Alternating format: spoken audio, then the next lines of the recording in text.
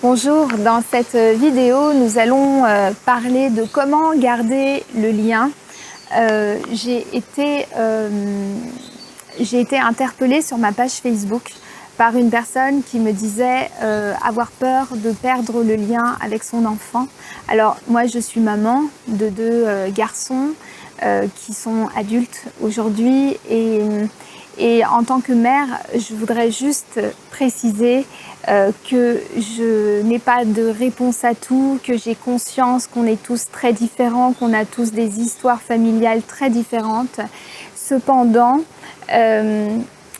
d'après mon expérience, même si je ne suis pas satisfaite de tout ce que j'ai réalisé avec mes enfants, je ne suis pas à 100% satisfaite, eh bien, j'aimerais donner 3 conseils.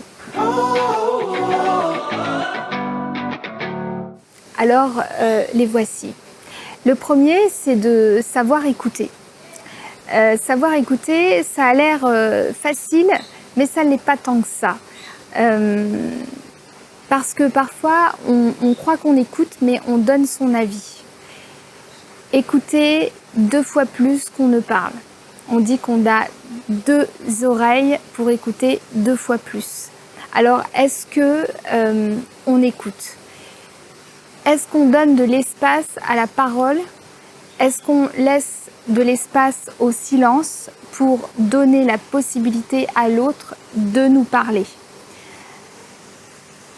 Vous avez des personnes qui sont assez extraverties, qui peuvent parler assez facilement, et d'autres qui sont plutôt introverties, pas timides, introverties, et qui vont avoir besoin parfois de plus de temps pour s'exprimer.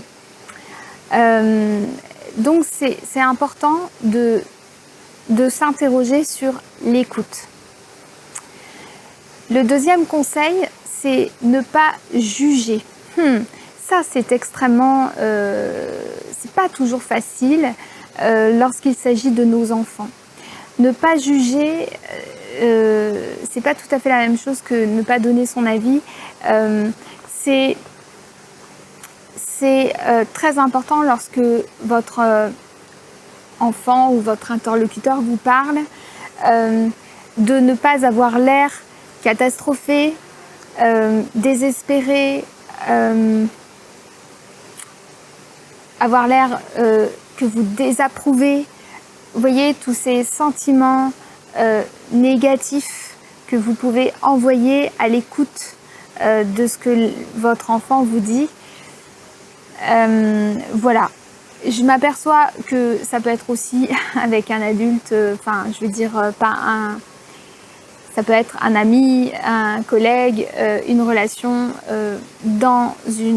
lorsqu'on est deux, c'est important de toute façon d'écouter, de ne pas juger. Et on arrive au 3e conseil qui est j'ai oublié, d'être disponible. Être disponible, ça veut dire pour moi savoir attendre qu'il vienne vers vous. Savoir attendre son rythme. C'est lorsqu'il vient, ne pas dire j'ai pas le temps, je ne peux pas. En tant que parent, ça m'est arrivé de dire que j'étais très occupée, que je le ferai plus tard.